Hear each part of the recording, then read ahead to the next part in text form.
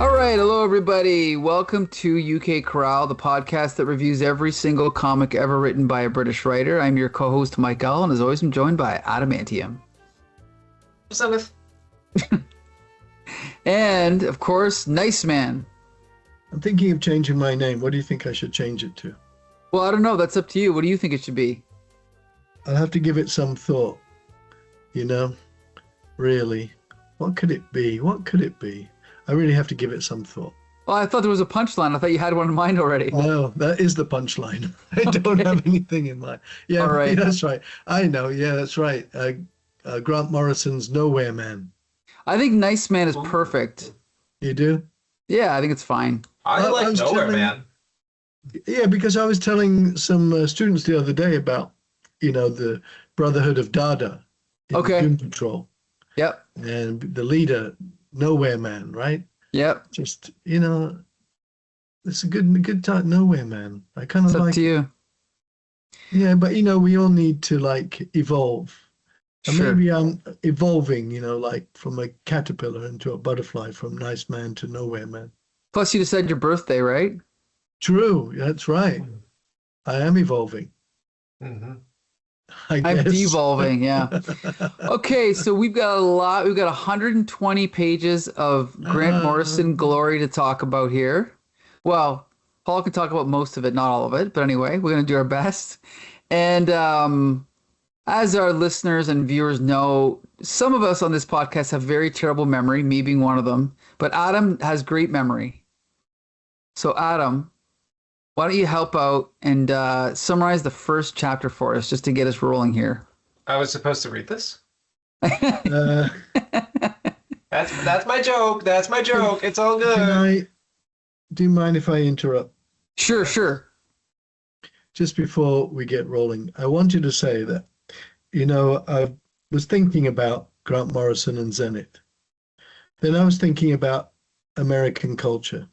Okay. And one of the things that I found when I came to live in the US of A was how often people would claim that the main protagonist has to be likable. Right. Oh, I kept hearing this. It has to be likable. And I remember saying one time, why does it have to be likable? I don't have to like the main protagonist. I just want the main protagonist to be compelling and interesting. I mean, how much do you really like Macbeth? Have we thought about this? I mean, do you like Macbeth? I don't know that I like Macbeth, but he's a very compelling character. Characters don't have to be likable. However, I thought, typically I really enjoy Grant Morrison's writing, but I don't like Zenith. He's not likable. And I thought, oh my God, I've just become American. Well, Because he's not likable. He's an endlessly jerk, endlessly. And I thought, but that's ridiculous. I don't need characters to be likable. So what the hell does it matter if Zenith is not likable? And then I thought, I don't enjoy spending time in Zenith's company. And it reminded me of a autobiography I read of a particular soccer star. And I stopped reading it after 30 pages. I thought, I'm not enjoying being in this man's company. I'm just not enjoying it. And so this is puzzling for me. And I don't know if there's any resonance of this sentiment with the two of you. But I mean, Grant Morrison is a compelling writer, always. But I thought, no, I could do without Zenith. He's just a jerk. I agree that he's a jerk, but I still am compelled to read these comics. Absolutely. I would make the argument Zenith is one of the least important elements of his own book. In fact, Zenith, in terms of motivating the plot, does virtually little. In fact, it's the tertiary characters surrounding Zenith. It's more Zenith's universe that we're exploring. And in fact, I will argue by the time we reach the end of this, maybe the only real deficiency we have is that Zenith as a character isn't necessarily unlikable, but is just not really that engaging because they're not that apparent or they're not that important in this story. I won't say that makes for a bad story, but it just makes for the title character himself being one of the least compelling elements of the story arc. It's kind of odd, isn't it? It's like Grant Morrison has this big idea. I've got this great idea. It's going to be like this, and I'm going to do that. Yeah, but the book is Zenith. Yeah, well, he can play a part. But, I think that, he's smart enough that I think it's intentional, and I think that's kind of the point, or one of the points, I think. Yeah, it's interesting. It's very interesting. But he, to this point at least, he's been a perpetual jerk. And I wouldn't mind if he got blown to smithereens. And we never saw him again. So he's a perpetual jerk to this point, and he's a sub character in his own story, in his own world. Here's the thing. We've got an hour and 13 minutes to review 120 pages, so we should get rolling, and we could talk more about Zenith as we go, the character, okay? Because we're on a time limit, right? More. He should be mentioned no more. No. Yeah, we're gonna mention Zenith, but we gotta review these Zenith. Comics. Yeah. Okay, so Adam, you can take it away. Thank you, Mike. I think Nice Man's going to be in for a little pleasant surprise considering something he just mentioned. But we open up in a dark world.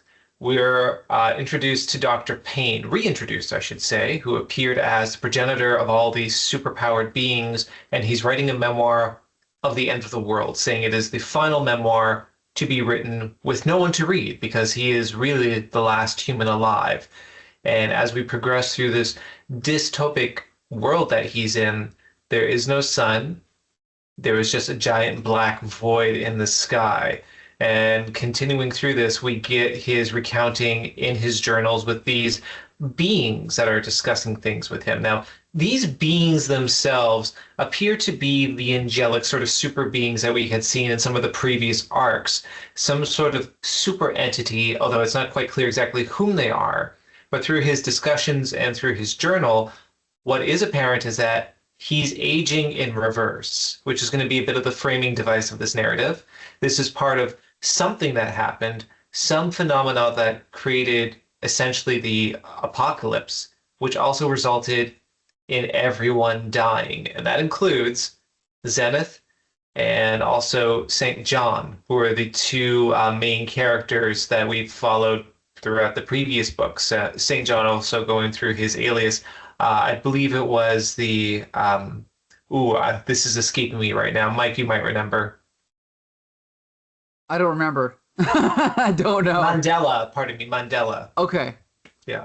Anyway, we can also see human figures, but they have these clasped hands instead of heads. It's really freaky imagery and these strange, spidery, almost tendril-like creatures above the skyline, looking like the Louis Bourgeois sculpture.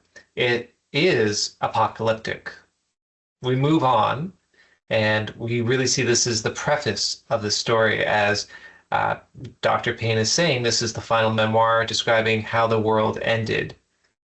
And we might notice something different here, and I do want to bring this up. Very, very important.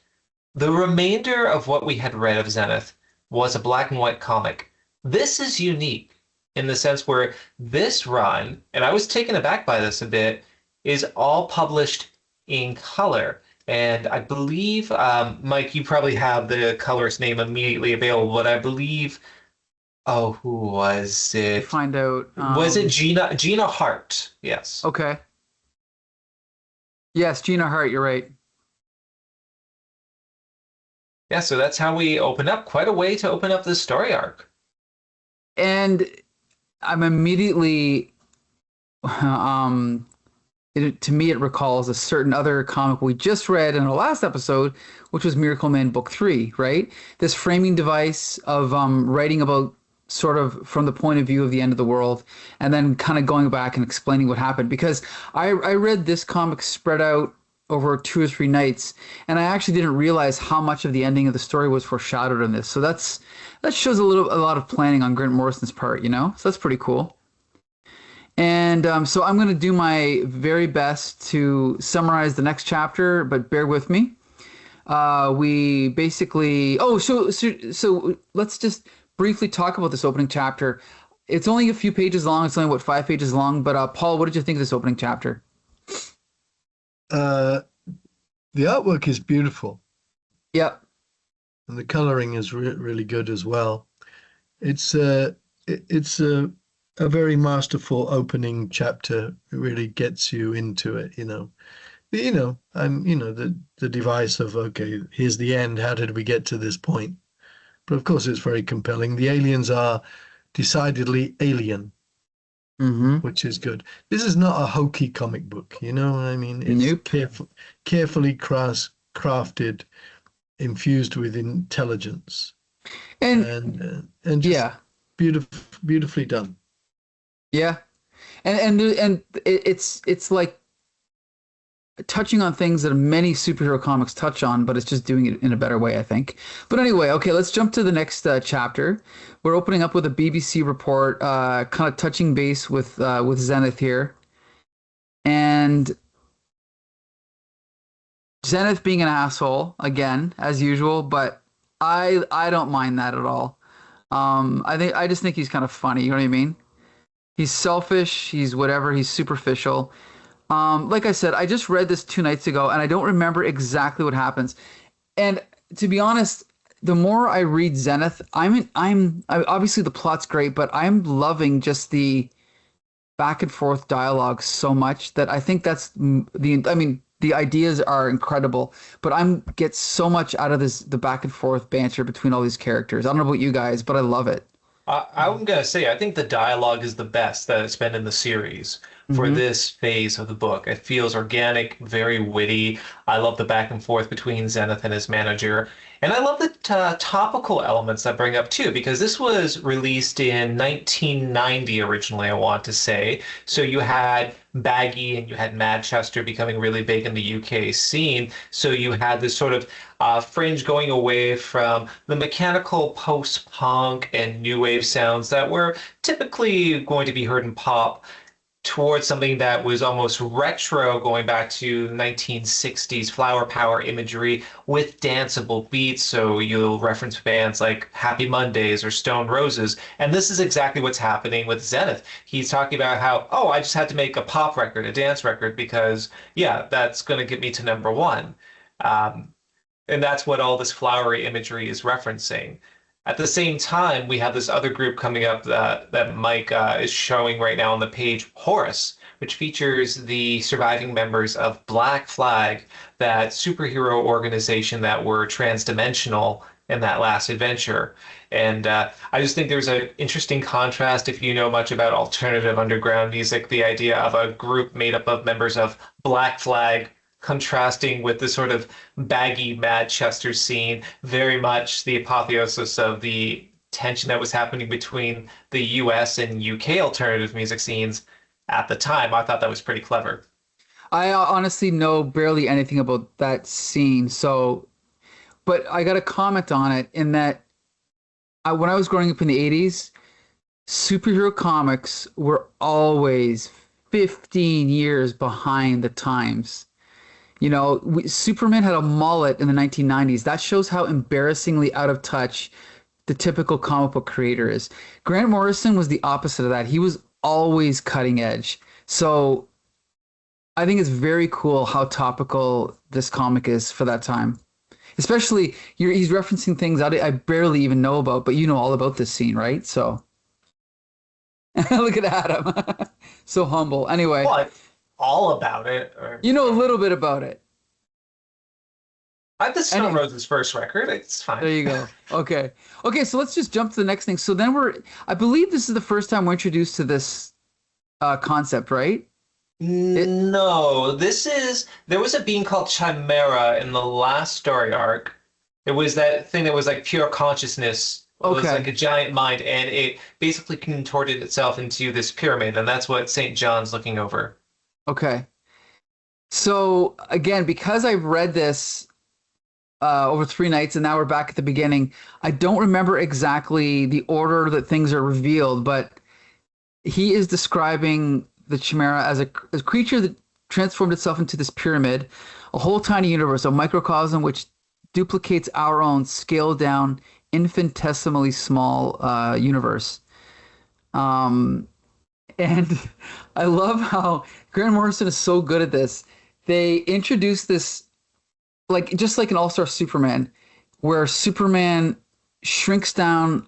I think he shrunk down a copy of every recorded piece of information into one drawer or something like that, right? It was crazy. It was something like that. So they take this universe and they just kind of shove it off to the side, and then these other guys walk in and it's just kind of sitting there. And I just love how mundane that idea then becomes, you know? So anyway, what happens here at the end? I don't remember. Oh, basically, St. John, because of his psychic abilities, says, "Oh, so you might want to hide Chimera because people from Horus are about to approach us right now, and they're looking for it." Right. And so it's that's what I mean. It's just so mundane, like the way that all this information is presented. I just love it. And so that's only another 5 pages, I think. 1, 2, 3, 4, 5 pages. Where did this originally appear? It was 2000 AD. I don't know what issues. Why? Do you want me to find out? 2000 AD, yeah. Yeah. So, but you said it was in color, Adam. So was it Yes. in 2000 AD? It appeared in black and white, though, didn't it? And then it was packaged in color. That's why I was surprised about this, because apparently this was in color upon its original release. I was very shocked about it. And I think it shows in the artwork too, because what we're used to seeing coming from Steve Yeowell are these really intricately done line work illustrations with heavy use of inking and shading because of that. But I think you can see even with this style, it's basically created for the sake of being colored. And again, that's very, as far as I was aware, it just wasn't done in 2000 AD. So I was very surprised about this. And I mean, this is, you know, Steve Yeowell's style kind of evolves over the years, but this is really good stuff. I like this. Oh, yeah. Yeah. Yeah. Very, very good stuff. It's Yeah, a it's bit much- Steve Dillon-ish. Mhm. A little bit, yes. I So, was just going to say it's different from what we saw in the previous arcs because there's less reliance on that heavy inking to emphasize negative space. With that said, though, I think this is my favorite scene of Steve Yeowell's artwork in Zenith. I think this is the Zenith of his artwork in this series. I have to agree. Yeah. Maybe most of it. I'm not sure all of it, because there are pages of beauty, and then suddenly there are other panels where you think, that's a bit ragged. So We'll need you to point those ones out for us. Yeah. apparently you haven't seen them. We'll see. We'll see. So we're going to jump to the next one. And then, Paul, do you want to take over here? Do your best? Do my best. So the Horus gang have come in, and they're at 10 Downing Street, no less, because St. John is the prime minister, even though he's a superhuman. And they've kind of come for a chat, and they basically tell him, okay, listen, this is how it's going to be. We're going to transform the world. The old way is done. That day has passed. Time for the new world, etc., etc. So, let's get together and not have any trouble, shall we? But there is good trouble. Of course there is. One of the things is that one of the Horus superhumans detects an energy source, and she finds this little kind of, what would we call it, a glass obelisk or something? Right. Yeah, something like that. And of course we know it's very precious. But for her, she's like, hey, he didn't tell us about this. And she just shatters it into a lot of tiny pieces. So, you see, he can't be trusted. It's like, wow. I love Grant Morrison, things like that. He will build something up and then in the blink of an eye, just toss it. Just toss it. Mm-hmm. Like, and that happens again in this series. I'll talk about it later. Yeah. And that kind of thing is very impressive. Because it emphasizes their power. It emphasizes their characters. It's meaningless. This glass obelisk, which is very meaningful to us, the readers, at least, is meaningless to them. They're nothing. Gone. So that's it. And then they say, see, these guys can't be trusted. And so anyway, this is what we're going to do. Either, the usual, you're either with us or against us. So no, we can't. We're going to have to fight. Yeah, okay. Well, then we'll fight you. But I love this Uh, exchange here. We'll have to stop you. Yes, you're welcome to try. It's great. yeah. I mean, because that's all you need. Many conventional standard superhero comics are full of kind of bluster and melodrama and overstatement. Oh, blah, blah, blah. You know what I mean? But this is, you don't need that. It's just, if someone were really that powerful, they'd say, sure, yeah, go ahead, give it a try. I also want to say this whole idea of kind of like evolution and stuff like that reminds me of his new X-Men run, which I'm sure you both have read, right? Yeah. And if you read his manifesto that it might have been in Wizard magazine or it might have been on a website somewhere. It is one of the greatest pieces of writing about superheroes I've ever read, where he basically explains his whole thought process for why he rebooted New X-Men and what he was thinking. And he basically thought, well, the theme of X-Men is evolution. So why do we have characters stuck 30 years ago with their costumes, with the art style, with the this, with the that? And I just like how even like this is just a germ of an idea that he's talking about here, but I think it just shows he's thinking on a more philosophical level than the typical superhero comic book writer would think, and I love that. Well, but Alan Moore, Grant Morrison, these kind of writers, they always do. And it always makes the comics they do more interesting. I think it was the same with Don McGregor and Steve Gerber. There was a certain philosophy to their writing, but still it was, comic books, Black Panther and Defenders. But sure, this is what when I was a kid, reading this stuff, I always knew that there was something more to their writing than sure. the usual. Steve Englehart would have some of that, especially like in Doctor Strange. He takes his readers to different places and new levels. Mm-hmm. And I could enjoy other comic books by like Jerry Conway and Roy Thomas. I could enjoy them, but they never took me to like another place the way that the other writers did, and have done. And I think that for me, that's a big difference between what's a high quality writer and just a regular writer. I agree. Okay, so with that, I believe we're going to jump to the next chapter. So whose turn is it now? Adam? Yes, so we go back to the framing device of Dr. Payne, continuing these memoirs, laying a lot of foreshadowing of what's to happen, and also describing some of his faculties changing because he is reverting in age. Again, he's aging in reverse. But anyway, that's just preamble for the main action, where what we have is the Horus Group making a public announcement, an announcement that they have a grand plan to basically take over the world. Now, they're not really putting it in super villainy terms in that way, but they are basically saying, we are to you gods. We can make the world a better place, and you would be best just to provide us with the means to take it over. And at this time, in this period of the history, Dr. Payne is watching this along with two of those super beings that he created from the genetic material of Ruby Fox. So that's another sort of device that's going to go on with it. Anyway, they're watching television as well, and they change the channels away from this announcement from Horus, and then they see one of our favorite characters is back. Yes, that is right, friends. That is our robot friend. This is Robot Archie, who's now carving out a career as a techno artist. And we're seeing all these superheroes now in vogue, becoming celebrities. Even Ruby Fox kind of has a dance track that's reaching #1 in the charts. And at this whole time, we're hearing the inner monologue of Dr. Payne from the memoirs, just describing what he was thinking at the time and considering what's going to happen with the group Horus and with this influx of superpowered beings that he helped create taking over the world. Then we get more into the plot of things as Zenith and his manager do some great witty back and forth, as Zenith is really just laying out what he will or what he won't do to fight against Horace, and he really couldn't be arsed. He's just going on stage and he's going to play one of his pop tracks because he's on top of the pops. He just wants to put on a performance.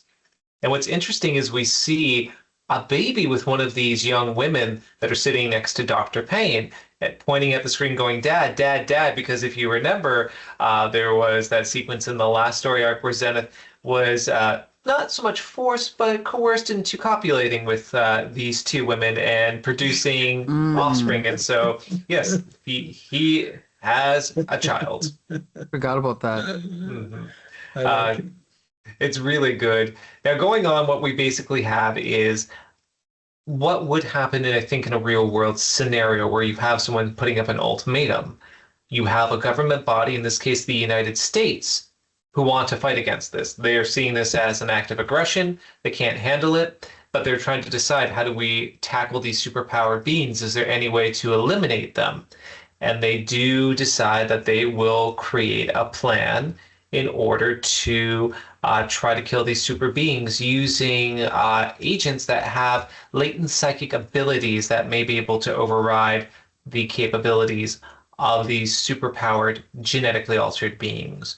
And that ends that part with the cliffhanger that the United States is going to make a hit on the Horus group. Well, another great chapter. I don't know what else to say about it, but yeah, it's great.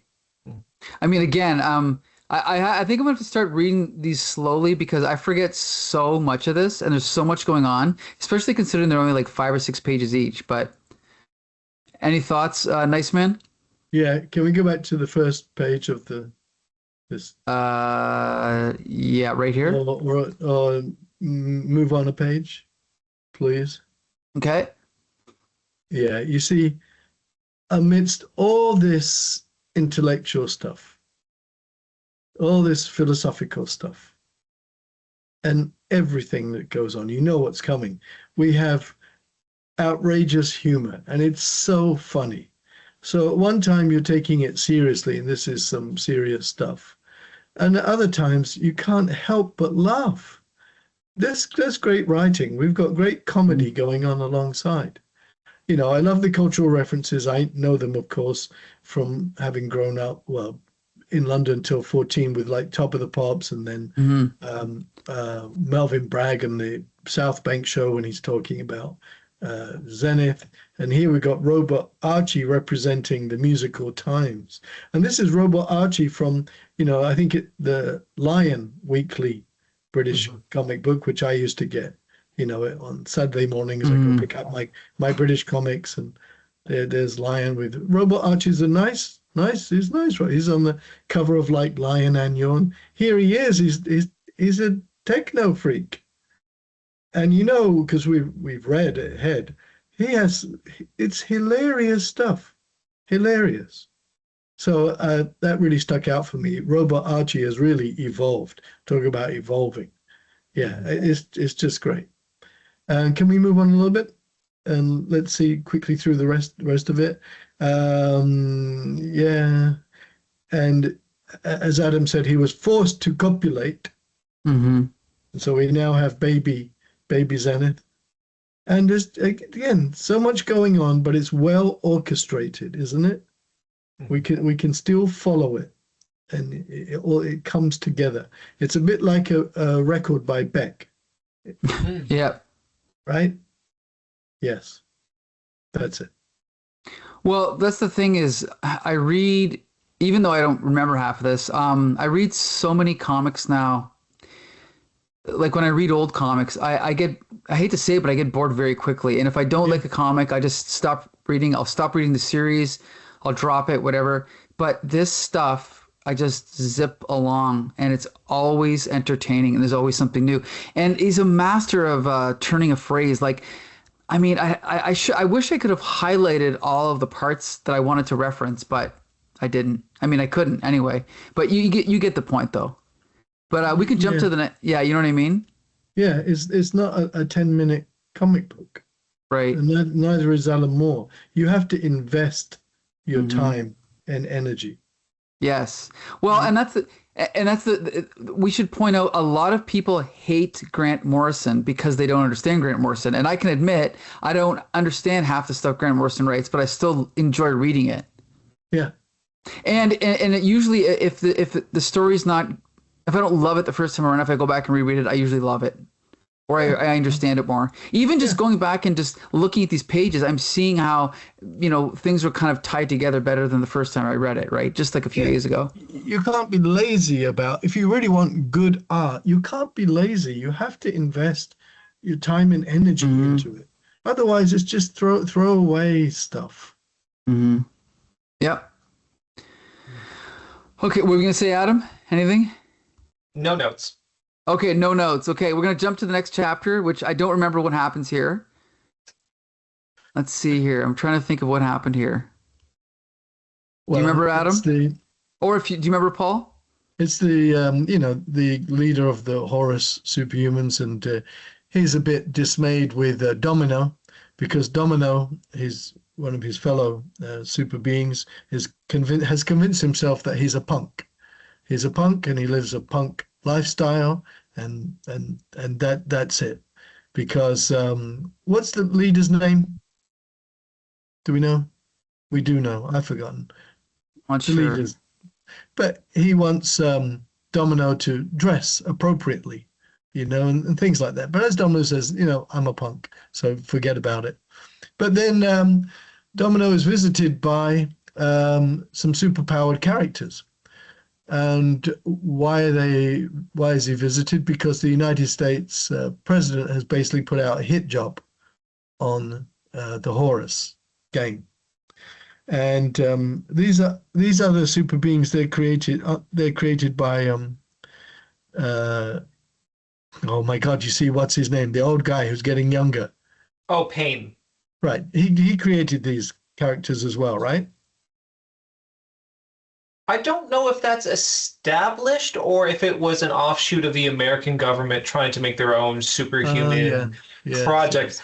But unlike our other superheroes who have these dynamic sorts of abilities, these people just have psychic powers, which is why they're being sent in as the CIA shadow agents. Right. I think, that's it. I think because they are operatives of the US government. Anyway, they go to visit Domino, they mess him up big time, and his head's getting scrambled, and he's got blood coming out from his nose and mouth. But then that just forces him into action, and he uses his power to get in the minds of his assailants and literally blows their minds, blows their minds, and that's the just about the end of them. But there's one more there, and he thinks that he's going to be able to take care of Domino because Domino's stricken. But then the leader pops up, and the leader is way too powerful for this remaining operative, and splatters him like a game of Splat that I used to play with my daughter when she was a child. He splatters him. But then the leader, peering over Domino, because Domino's still stricken and needs some help. But the leader's decided, he'll help him. And he helps him by breaking his neck and killing him. Mm-hmm. And I just want to mention the character's name because we were struggling to think of it. The leader's name is Lux. Lux. There you go, Lux. Yes. Now, okay, first of all, I got to say, this is pretty grotesque. Oh, yeah. What do you expect from British writers?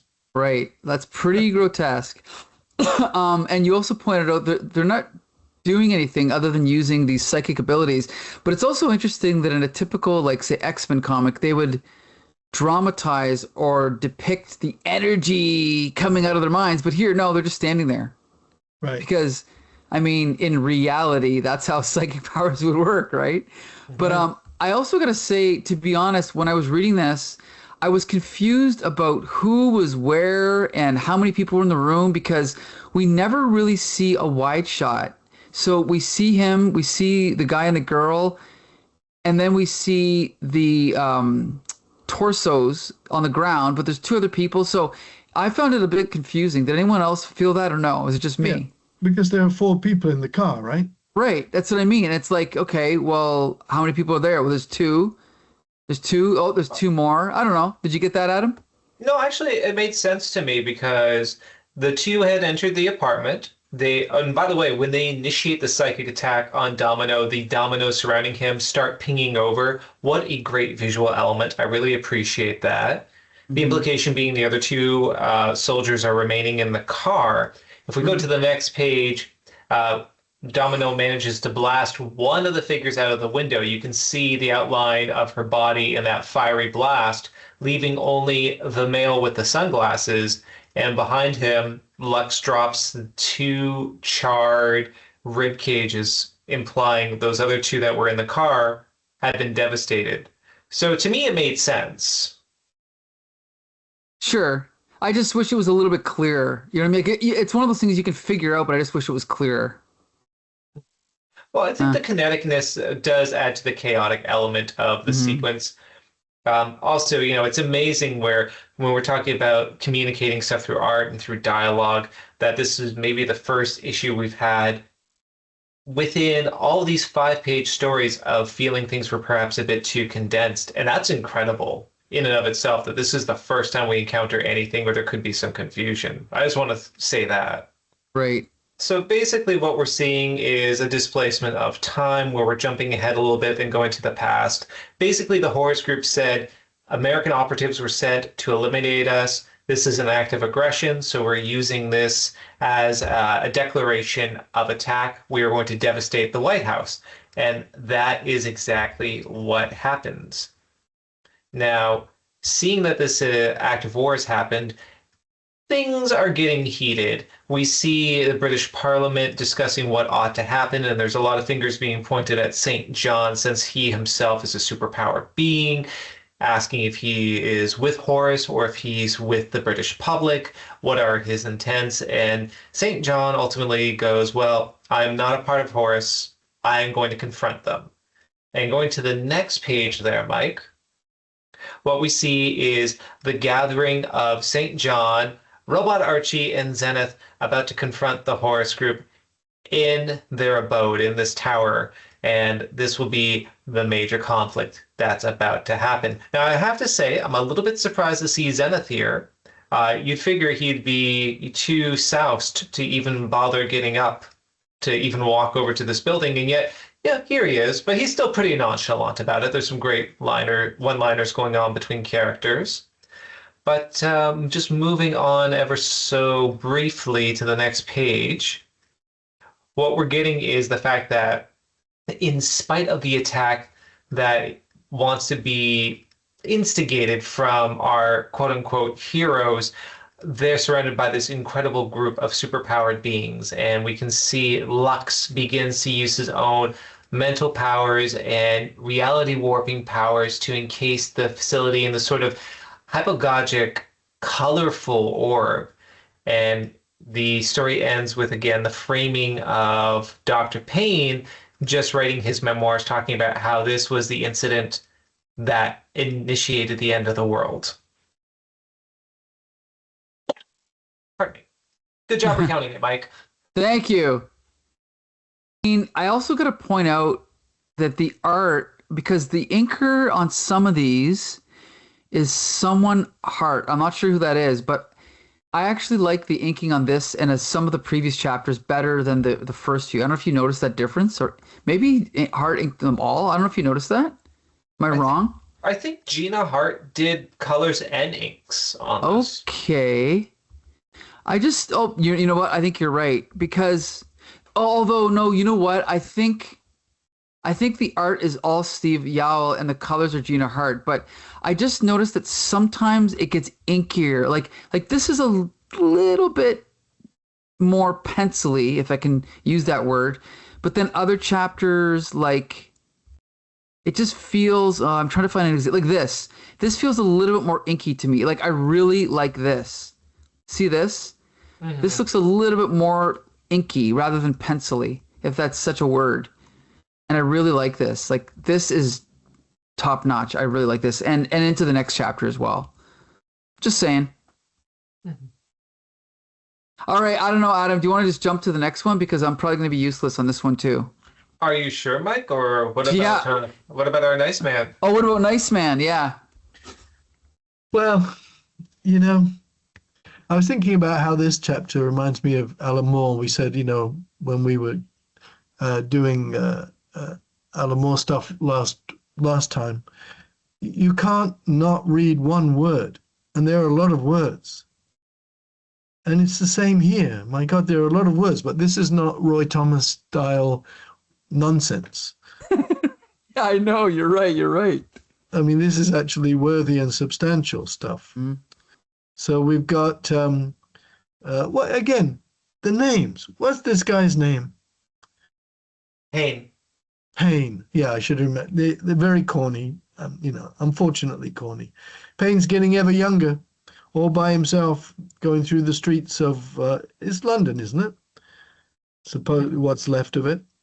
And so there he is, and he's the last human, and he's always thinking now about how he has caused this situation to happen, and he's the last man, and he wasn't really expecting this.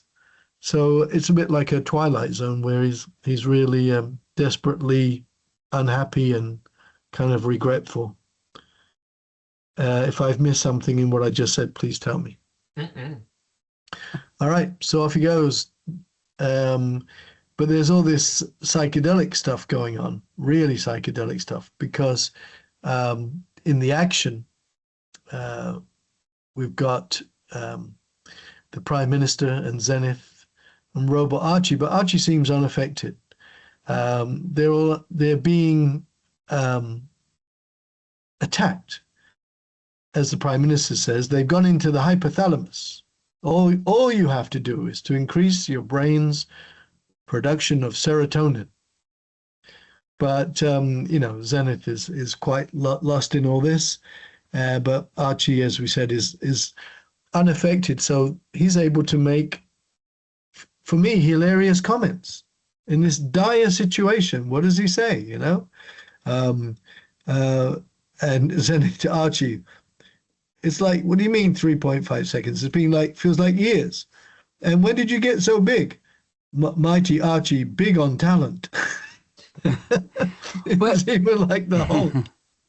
But also short on patience. I just love this idea where he's like, how long has it been? Wait, a minute? No, it's like years. 3.25 seconds. But then Zenith says, what? It's like years. I love that. I love it, Anyway. You see, and I'm loving also, as he said, big on talent, short on ideas. Short of patience. Right. Time for GBH. Mm-hmm. Do you know what that means? No. Adam, you don't know what it means either? No, actually, I'm not familiar with that. This is another joke. This means grievous bodily harm. Oh, okay. Yes, that's right. Because at that time, when Grant Morrison wrote this was a familiar crime. You've been charged with GBH. Grievous bodily harm. Okay. So I love it. I mean, Archie, short on patience, time for GBH. And Zenith, just as soon as I stop seeing award-winning Czechoslovakian cartoons in the wallpaper. Mm-hmm. Isn't it great? You don't know for 1 second to the next. Is this really a awesome, epic proportions, or is it a straight-out comedy? Mm-hmm. Not many writers can do that, but Morrison can. And so on they go.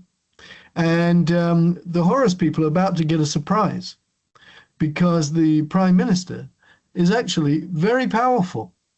And he manages to get into their heads, and really, there's lots of psychic stuff going on in this chapter, or in this story, rather. And he kind of blows them to smithereens. And then Archie also joined in because Archie needs action. Archie tries to take out Lux, and Ruby gets Ruby Fox, and Acid Archie, isn't that great? He calls himself Acid Archie. And now you, Ruby Fox. Acid Archie says, this is for releasing rubbish records. Mm-hmm. Shut your stupid mouth. Free cosmetic surgery, Archie style. a new head. But unfortunately, Archie gets his head blown off, and it had to be that way. And of course, he's got the smiley face sticker on it on his helmet. It's just perfect, perfect. So, they attacked the Horus guys, and they got some success. But Archie's apparently been beheaded, and so on we go. And I also there's nothing I like better than when someone is kind of has an assured victory and then they end up losing anyway. It's also it's going against the expectations of the tropes of the superhero genre, which I love, right? So it's great. Yeah, all the time.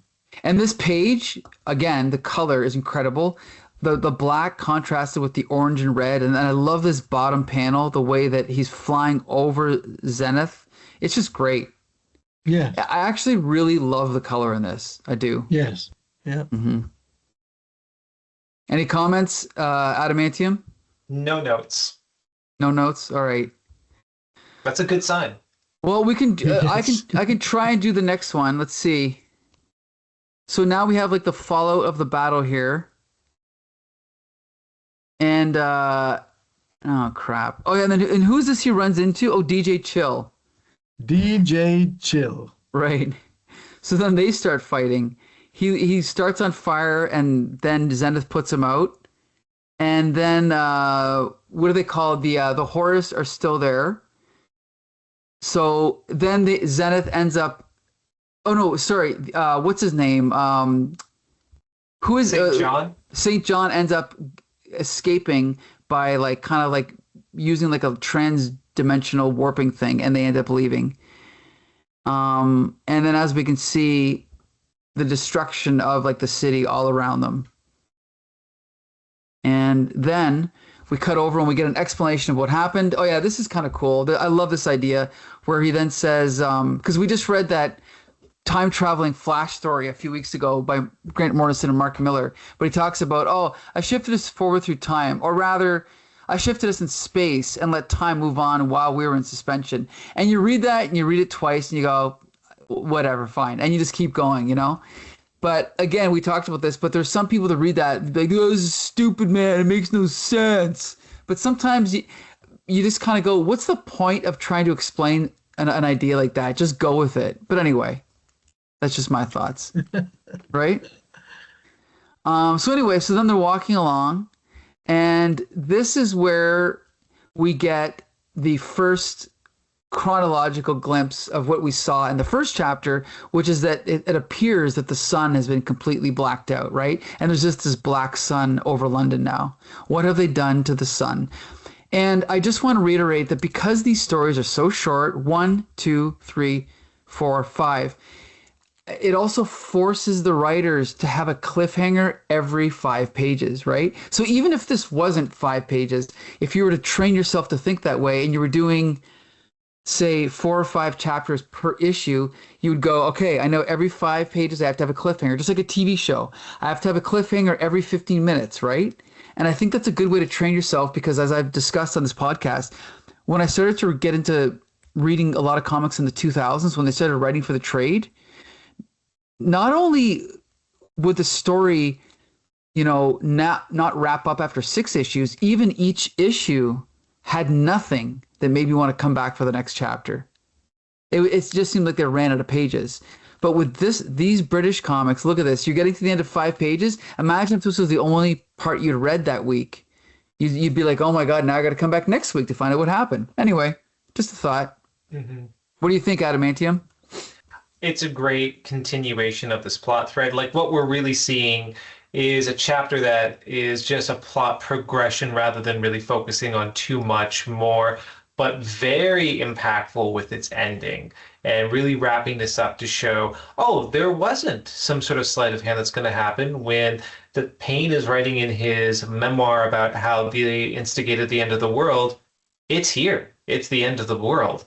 And it really creates uncertainty because we're so used to in superhero comics, even if there is some cataclysmic event, there's going to be some MacGuffin or something in the background where you go, okay, that can be relied upon to perhaps overturn what happened. And there's no discernible, conceivable thing or mechanism that would be used to undo this. So that's very interesting so far as a reader going into it up until this point. Right. Any thoughts, Nice Man? Not really. Okay. Okay, so want to jump to, so who wants to do the next one? I did my part. I'll jump into this one if Okay. everyone's okay with this. Sure. Okay, so this is where we're seeing this dark world with this black sun.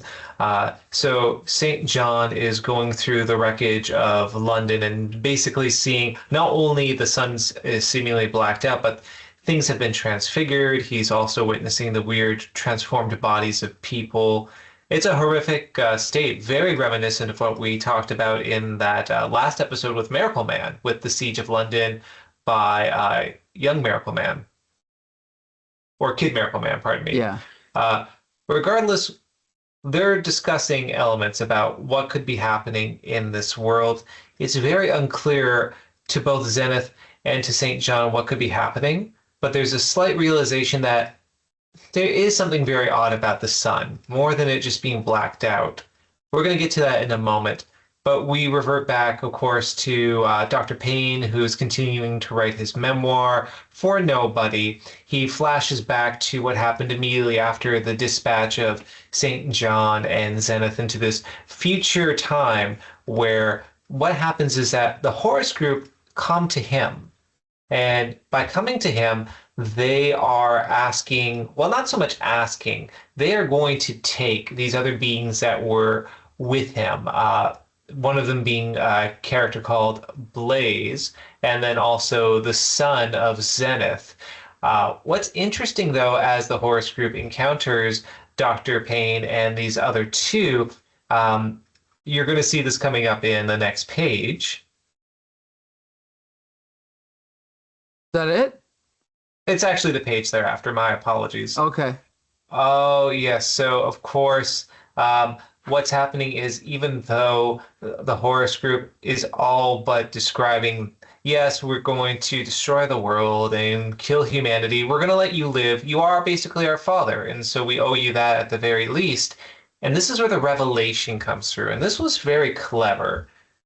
This goes and ties back to the adversary of the very first run of Zenith, because Lux and the Horus group reveal ultimately they are gods now. They are beyond humanity. They are the many-angled ones. They are the Loagar, those trans-dimensional kind of Lovecraftian entities from the very beginning that were in another dimension influencing the creation of these super beings. Through some sort of weird time loop, they've essentially engendered the mechanisms for them to create themselves. Dixie is very shocked about this, I know. That's Dixie the cat, by the way. Yeah. And you know, I just want to say one thing. I mean, this is a great twist, but also, I didn't realize till just recently that Grant Morrison is actually much more into poetry than prose. I don't know if you know that. Mm-hmm. And I find this dialogue, like I've gone into arguments with people, like the choice of words and the order of words is very important. And if you look at the way this is revealed, we even fought how do you pronounce it? Loiger? However you want to. Okay. Yeah. I say Loagar, but it doesn't mean it's the correct way to say it. We even fought the Loagar without realizing just what they were. So now your brain is like, oh, they weren't what we thought. Beyond time and space, existing simultaneously at every moment in history, it was us, you see. It was us all along. We are, we were, we will be the Loagar. It's beautiful. It's perfect, right? Like another writer, even if they had that idea, they would, no offense, I love Mark Grunwald, but go and read Squadron Supreme. Great ideas in that book. But the dialogue and the narration and the text is so sloppy. I'm not sure if you guys have read that. I have every issue, but I haven't read any one of them. It's okay. It's sometimes it's rough to get through, and you'll see what I mean. But that's just, and I love Mark Grunwald, but even our favorite writers we've talked about, like Steve Englehart and somebody like, or even Roy Thomas. I mean, they just don't. They needed an editor to go. It's almost like every great comics writer up until a point maybe just in the 70s and 80s. They desperately needed an editor, someone like Jim Shooter, but not Jim Shooter, to reject that first draft that they handed in and ask them to rewrite it. But that's a discussion for another time. I haven't reviewed comics for Amazing Heroes, so do I know. Okay. It's not that big a deal. Yeah, okay. All right. Whose turn is it now? I don't remember. Well, it can't be mine. Okay, is it? I can do one then. Or did I do the last one? I don't know. I'll just do this one. Is that cool, Adam? I would love you to. Go right ahead, Mike. I'll try. So Zenith and what's his name, St. John, are kind of flying around, exploring the world, trying to figure out what's going on, right? Yeah. And then, oh yeah, and so then he's kind of explaining. He's like, well, if you go back to the 60s, we discovered that the government was trying to sterilize us to prevent superhumans from breeding. And of course, this recalls things that happened with the Nazis and the Jews and with the American government and black people back in, I don't know what it was. But yeah, this is all referencing real world events, right? And then they're talking about how they were trying to create a master race. Oh, they wanted to breed and supplant humanity entirely. That's right. And then they basically say White Heat and Dr. Beat were to produce the first child. Ruby Fox and I were to follow with the second. But then he says, I refuse to participate in the scheme. And then, oh, that's right. They wanted to use the combined power to wrench the Earth off of its axis, destroying 90% of the terrestrial life. I suppose shifting the Earth's axis wasn't enough for them. Now look what they've done. And as we know, the sun has been completely blacked out, right? So it's just kind of funny in like not in a ha-ha kind of way, but an absurd kind of way, right? And so then we cut back to the unpublished extracts from Dr. Michael Payne's book. And then he's actually commenting how he didn't initially know what the Black Sun was, which we're going to find out later. And then we see a scene between Shockwave and Ruby, and then Ruby's like, "Well, you've got my DNA, Shockwave. I want it back." So now they're fighting. So does she destroy her here? She does. Yeah. Okay, she destroys her. And then, okay, it was shortly after that when they left the planet, like migratory birds, like salmon returning to their spawning grounds. This is where, oh, not yet. They don't find out what the Black Sun is yet, right? That's when I knew. He knows, because that's when I knew what the Black Sun was, and I dreaded their return. So we're gonna find out soon what it is, right? But another great chapter. Any notes? I like the wording. You know. That's an understatement. Yeah, and there's quite shifting scenes here, so you have to keep up with everything. Mm-hmm. And like the reference to when the aliens fly off in the direction of the sun. What was the sun? I watched them ascending into the sky like angels, shredding their human flesh and becoming golden shimmering spirits, glowing comets aimed at the heart of the Black Sun. That's when I knew what the Black Sun was, and I dreaded their return. So yeah, you're right. It really is kind of poetry-like. Mm-hmm. But Roy Thomas used to be an English literary lit teacher. Really? Sometimes he would introduce, lines from poetry. Do you remember in his original Avengers run? Of course. Yeah. I actually, I got to admit, ignorance. I really thought that Alan Moore was the first guy to do that, and until I went back and read those Avengers when he was referencing Ultron. Yeah, Ozymandias, right? Yes. I was shocked to learn that. So yeah, 2 points for Roy Thomas there. Anyway. Great. Okay. How many points do I have now, and how many more do I need to win? Oh, you're already winning. Don't worry. Yeah. No, I almost said something political, but I won't. Okay. Okay, yeah. You're by winning. Okay, let's jump to who's next? I think it's Adam's turn, right?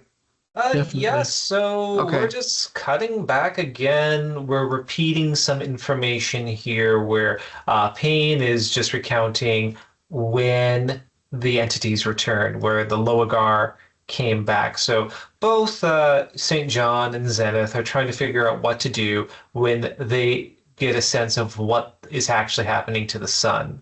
We go to the next page and we understand the full scale of it. The sun has not been blocked out or blackened. These entities have basically gone into the sun to absorb energy, to metamorphosize, and it's acting like an egg, an incubator, and it's rupturing. And these beings now that were once the Horus have now fully transferred into the many-angled ones, into the Loagar, and they come forth from the egg. So we see the devastation taking place. It's collapsing buildings, creating rubble everywhere. And with a huge energy beam erupting, they finally arrive in these new angelic, almost nebulous forms, which are able to do so much more than they were able to do previously. And this is all being recounted in really great prose, by the way, by Dr. Payne. I wish I would be able to focus more on that, but of course, for the sake of time, we won't be able to. There's great discursions he goes on, such as now he's looking at himself, noticing he's getting spots because he's reverted to being a teenager. And in the previous issue, he thought about his two cohorts, the two women that were taken from the genetic material of Ruby Fox, thinking, oh, I've been thinking about them a lot now that I'm 20, a lot, with some implications with that. But anyway, but this is the end of the chapter. I got to say something before you move on. Or are you done summarizing? oh yeah, no, that's done. Yes. And if you want to keep going, fine. I just got to say, once again, the master. We are talking about basically the end of the world, right? The arrival of the apocalypse, the revelation of what has happened to the sun, and then it just crashes back to Earth with him looking in the mirror. Acne. So not only is it like waking up out of a dream because it's so mundane and funny, but it's also reminding you of this other plot that's going on, of this guy reversing an age. It's just brilliant, right? Yeah. I love it. I love it. And it's so understated because I always like to compare this to the comics that I was reading in the 80s, and a typical Marvel DC comic would not end on this note, but this story, like, that's all you got. Acne, boom, that's it for this week. On to the next one. I love it. Anyway, Yeah. Any notes, Paul? No, I agree with you. All right. Okay. Adam, are you gonna keep going, or do you want to jump to Paul? Paul, did you read this far? No. So I guess I should read it then. Okay. Well, you know what, Mike, I'll Okay, do this one, and you you can can go tackle ahead. the next one if No you're problem. okay. Yep, Yeah, that's fine. The Loagar have emerged from the black egg that was once the sun, and they are now prepared to kill St. John and Zenith. Now that they are the many-angled ones, they are changing form and reality. They go from these completely golden, angelic-looking beings to these, as I said, Lovecraftian, insectoid, almost deep-sea creature-like entities that can not only warp their minds, but reality as well. Now they're putting up a good fight. In fact, we see St. John being absorbed into the body of what was once Ruby Fox, but despite all that, he cannot fight against them. And as we go to the next page, what we see is essentially his defeat. Zenith, of course, is at this point all by himself to fight against the seemingly unstoppable army. So how will this hero, the title character of the story, persevere? Well, going on, we see the world in flames, and we see him being surrounded by the Loagar, acknowledging there's nothing really I can do. And That's the end of that one, right? Yeah. That's the end of it, with the death of St. John and that statue of Maximan erupting in flame, full circle, showing the descent of the superhero human and the ascent of the Loagar. I think this image is so good right here. Mhm. Yeah. It's shocking, and it's not an angle you typically see in a comic. It's pretty horrific, right? Yeah, it's almost cartoonish with the soles of the shoes being in the foreground. Right. Good point. Yeah, if it was like a Marvel, like a Jack Kirby or John Buscema, it would kind of be one of those Kirby punches, right? But Yeah. no, this is just it's like you said about the soles of the feet make it so mundane. We're just looking up at it happening, and it's not exciting. It's like more horrific. Like, oh God, that's disgusting. Anyway, just a thought. Yeah. Anyway, okay, let's find out how he gets out of this one. We're gonna jump to the next one, okay? And there's surely no way out of this. Right. He's just Zenith. What can he possibly do against all of this?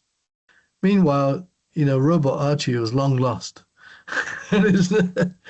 By this point, I think you get a sense he's not returning. We'll see. We'll see. But I love here how, stop. He's like, can't we just stop? And then he says, stop evolution in its tracks, Zenith. I don't think so. Maybe we'll just let you join us. Yeah, all right. That was a joke, Zenith. Why aren't you laughing? Like, this is insane. This dialogue in the middle of what is at stake here is insane. And what do you think, Adam? No, that's great. And it also shows, again, the lack of moral character of Zenith. He's going, okay, I'll go along with this. I'll join your world-ending cause. Mm-hmm. He's not a hero. He has powers, but he's not a hero. Right. Right. So then we cut back over to, what's his name? St. John? Just before we do, though. Go ahead. Isn't it great that these beings, they've gone through this apotheosis? And again, in any standard conventional comic, that would be all about that. It would be all awesome and this and that. But look, they haven't lost a sense of humor. Yep. They have an all-powerful being joke. There's like an earnestness in a lot of superhero comics that wouldn't even allow for that. But Grant Morrison doesn't fall into that trap. Right. But anyway, okay, so then now we jump back to, what's his name? St. John? Payne. Saint Payne writing the book. No, just Payne. Just Payne. Oh, just Payne. Just Payne. P-E-Y-N-E. Yeah, and so Payne is now, looks like about maybe 6 or 7 years old. And he's actually like, I can't seem to remember the words. And of course, the attention to detail is that the writing is getting more and more juvenile, right? Right. He's like, what was I can't remember, something about Peter St. John. Why did he come to see me? Why can't I remember what he had in his hand? Maybe it doesn't matter. I love that. The book doesn't make any sense anyway. And we should also point out that every time this device is introduced, it keeps saying unpublished, right? So that's kind of a foreshadowing of what's going to come. And then he says, this book doesn't make any sense anyway. Who's going to care if I don't finish it? Nobody. That's who.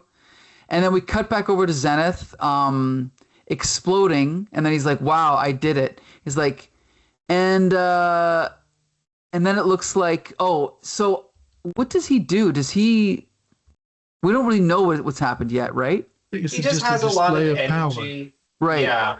So he thinks he's defeated them, but then his son comes along. Right.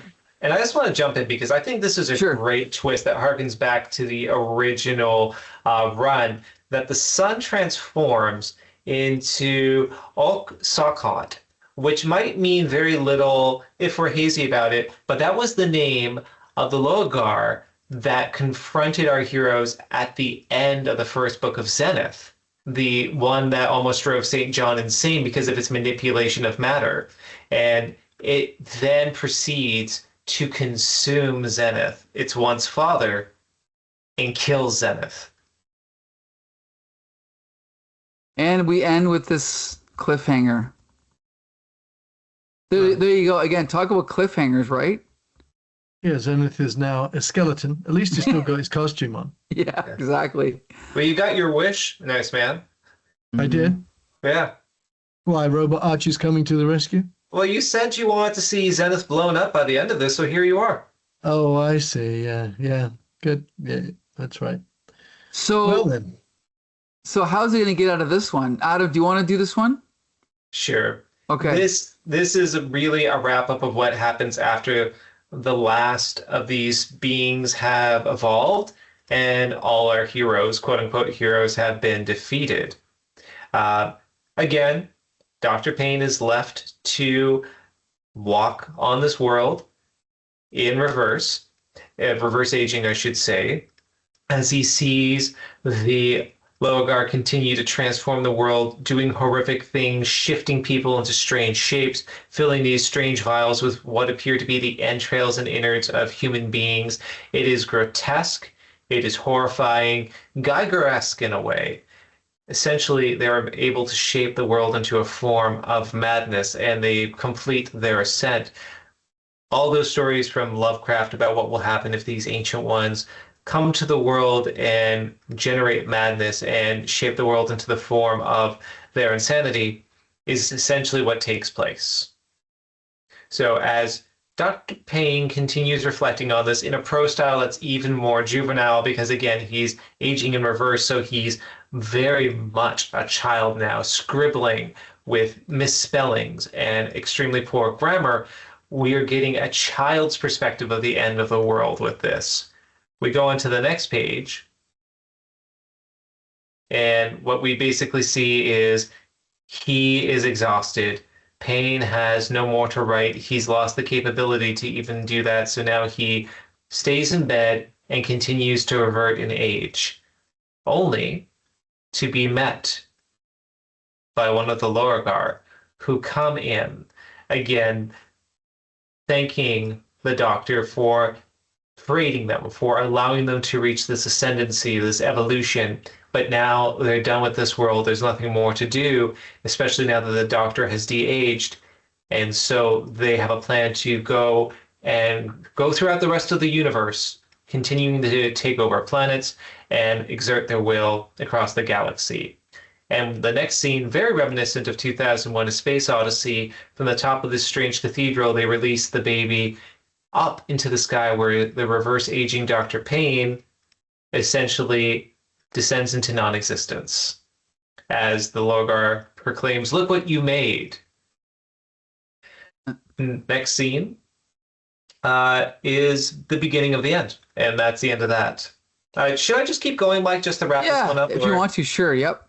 Okay, so there is no memoir to share with anyone. The memoir is written, but it's futile, and the Logar recognize this. So for all the futility and the writing and the typing that the Doctor did, it's for naught. So they just blow up the computer, destroy the buildings surrounding London, and they ascend up into the sky. Again, reiterating what their intent is. With this power, they no longer need this world, and so they're going to explore other worlds throughout the galaxy, exerting their will across the heavens. And it looks like that's it. That's the bleak end of this comic. And they continue going on, escaping the void, which was once our planet, only to hit something, a barrier. They can't figure out exactly what it is until it dawns on the Lorgar exactly what has transpired. And what has transpired is that what we see is St. John holding the Chimera. So, what the heck happened?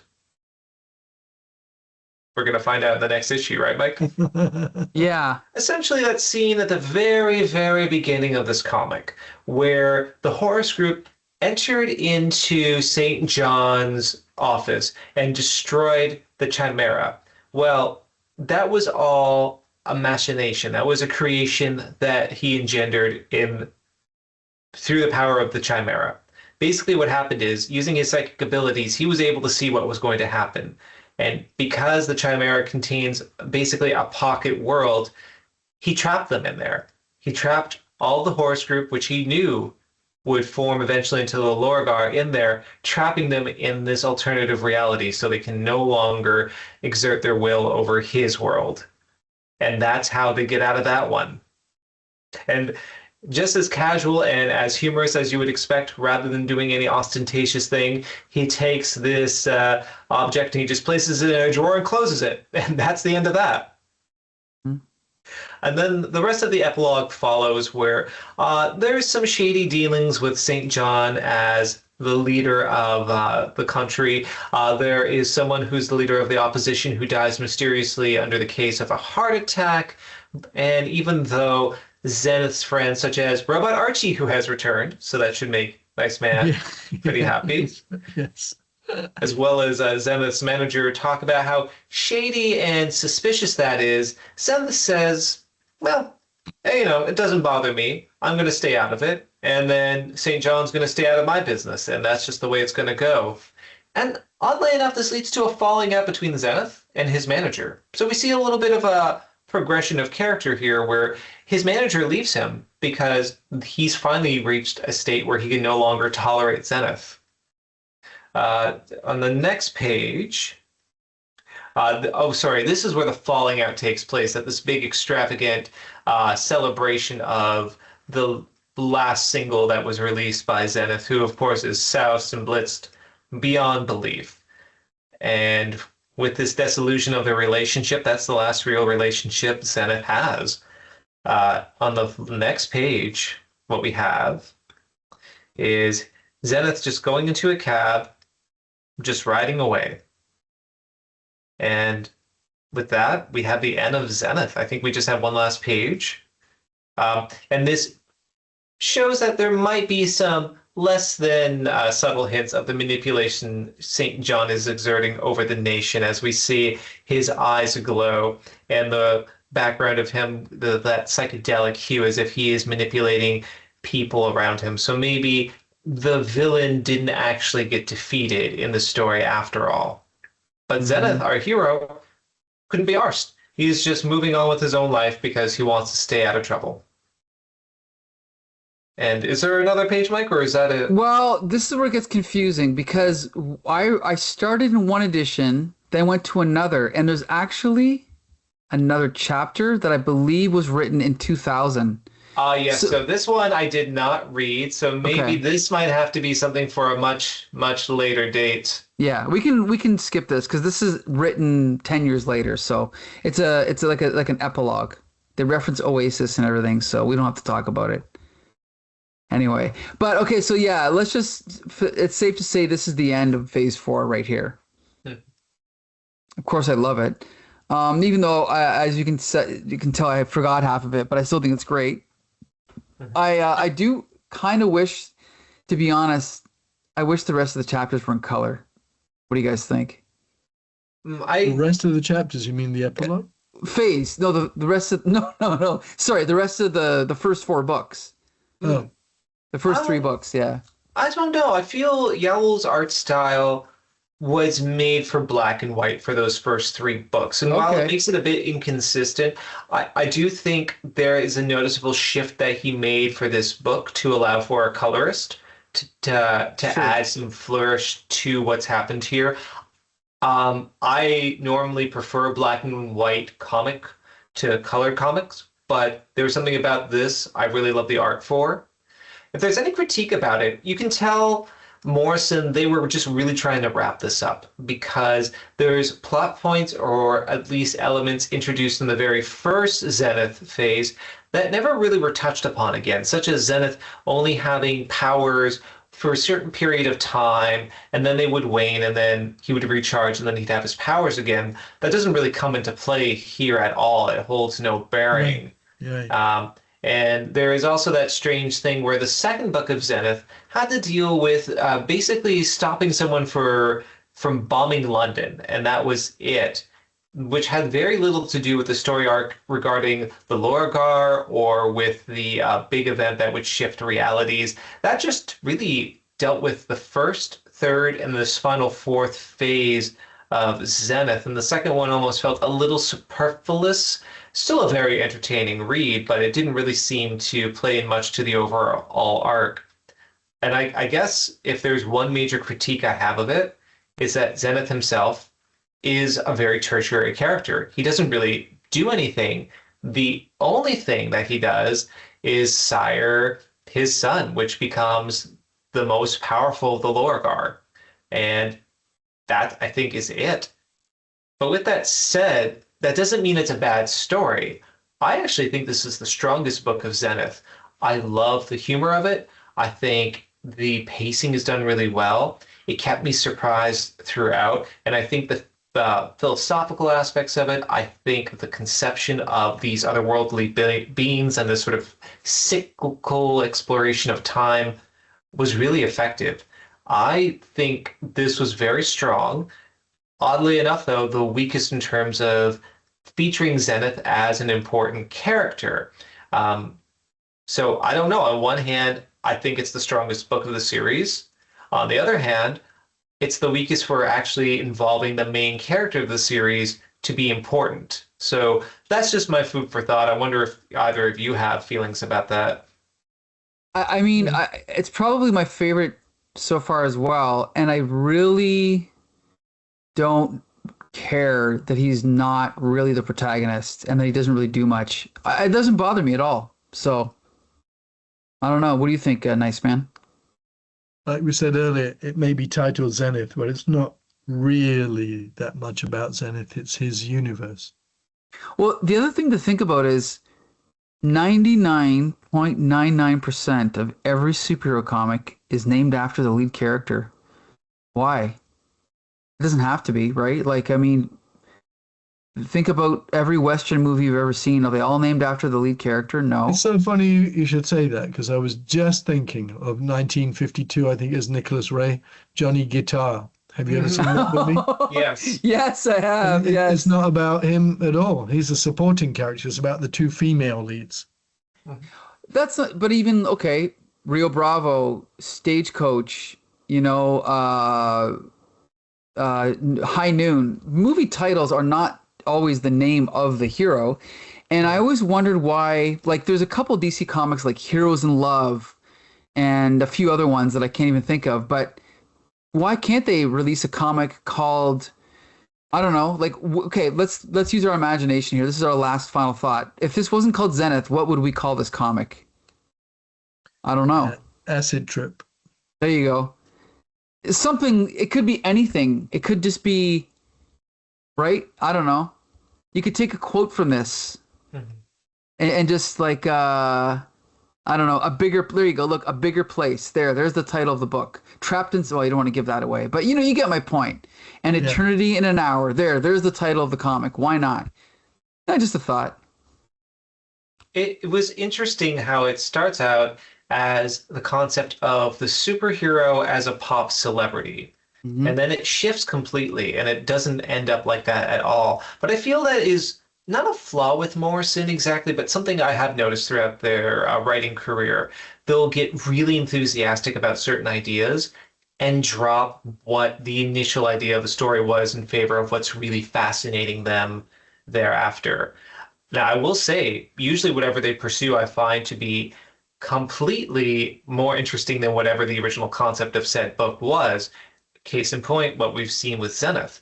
But that said, it does create a bit of inconsistency for this book.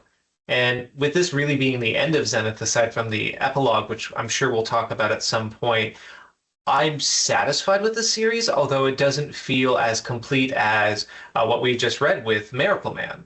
That was something that I think was easily conceived of from front to back. You could tell where the arc was going with it, and it explored all the ideas it needed to in a very consistent way. This one really jumped all over the place. It touched upon story beats it needed to, but I almost got the impression that maybe Morrison was hoping for a longer run, so there could be more diverging, more extraneous storylines to explore in this world, and then for whatever reason, it had to be wrapped up. This final phase had to be, for all intensive purposes, the final exploration, pardon me, of Zenith and their world. With that said, though, it's great. I would even recommend, if you don't know, it's hard to say would I recommend this volume if you haven't read the other ones. You would at least need to read the first volume to have any context of it. Maybe it's not perfect, but it's near perfect. And I think even if this is not Morrison's first real superhero masterpiece, it shows where they're going to go with their superhero masterpieces hereafter. Also, I will say this, for those who thought he was a right old arse, maybe there was some vindication of seeing him get his face blown off in that false reality within the Chimera, if you're so inclined. But I've talked a lot during this episode. For Nice Man, I'd like to know, overall, compared to Miracle Man, which we had just read, the first superhero masterwork by Alan Moore, how do you think this compares to that? It does compare to it, but it started after Alan Moore's Miracle Man had started, and when the Moore-Morrison minor feud kind of erupted, I think Alan Moore claimed that Grant Morrison basically ripped him off. Do you think that he did? I don't think so, but what do you think, Mike? Well, okay, I've heard many things. The biggest one I've heard is that Alan Moore will announce a project, and then before he can even get the first issue out, Grant Morrison's published his ripoff, his 10-issue ripoff. Now, I don't know, I can't give you specific examples because this is just an accusation that I think not even Alan Moore has made, but Alan Moore's friends, because apparently Alan Moore doesn't pay attention to anything Grant Morrison does. His friends feed him this stuff.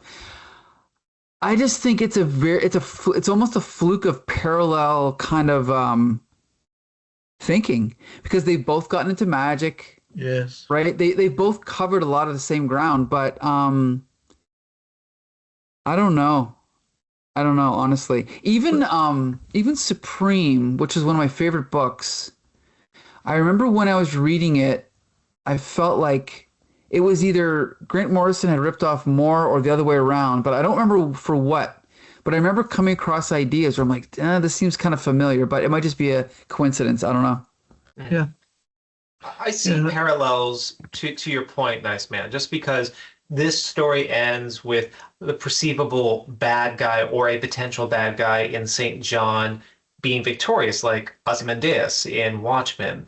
I see this exploration of these beings coming to ascendancy and taking over the world, again, very akin to Miracle Man. But I don't see either being a ripoff. I'll say this, Alan Moore created new tropes. He was such an ingenious writer that he basically established new tropes that other writers would follow in comics. But the tone is very different. You don't get that irreverence in Watchmen or in Miracle Man. This is funny. This is taking the piss at a lot of these concepts, and that's something where I think there's the difference. And that's why I do think Zenith works outside of those other aforementioned comics. This is a pastiche, it's a parody, it's having fun with it, it's exploring interesting concepts in an irreverent way. So that's why I would not say it's a knockoff. Yeah, I wouldn't either. I think their minds are both work in a similar creative way. It's often like that. You get certain people of a certain kinds of people who tend to be contemporaries, you know. It's just the way it goes. And they're both brilliant in their own ways. It's a shame they got into any kind of feud. Not necessary, but, you know, people can be very egotistical. It's also funny because when backed into a corner, Grant Morrison has also accused Alan Moore of plagiarism. And I've never read this book, and I'm afraid to. Apparently, much of the plot of whatever happened to the Man of Tomorrow could have been lifted from a book called, I don't remember what it was called, but it was a novel written in the 70s. Right. Yeah, and we'll talk about that in our future episode, I'm sure. So, but for now, I believe it's time to announce what our next pick is, and I'm sharing my screen. Please, God, it's good. Give me a second here. What's it gonna be? Oh, it's Hellblazer! Yeah. Fear and Loathing. Anyway, well, I think I know which one Nice Man is. Yeah, there you go. Yep. So be sure to join us for our next episode. I want to thank Nice Man and Adamantium for joining me. Every episode of UK Corral is available at comicbooksyndicate.com or youtube.com. And until the next time, see you later.